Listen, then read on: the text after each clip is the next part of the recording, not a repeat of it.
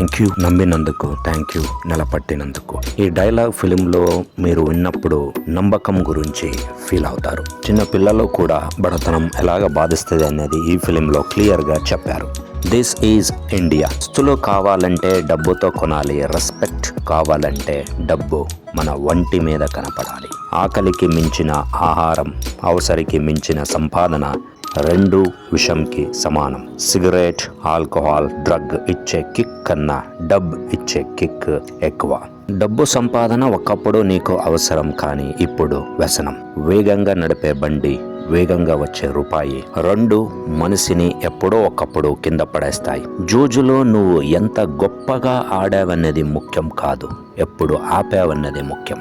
నాకు నచ్చిన పని నేను చెయ్యను. ఇలాంటి వండర్ఫుల్ డైలాగ్స్ లక్కీ భాస్కర్ ఫిలింలో మీరు వినపడతారు. ఫిలిము చాలా పవర్ఫుల్, సెంటిమెంటల్, షార్ప్గా, పర్ఫెక్ట్గా, సింపుల్గా తీశారు. ఈ హీరో చేసే సినిమా ఖచ్చితంగా అందరి ఆర్ట్కి, కన్నీరికి కారణం అవుతుంది. చాలా సీన్ మన కన్నుల్లో ఎడుపు వచ్చేస్తుంది.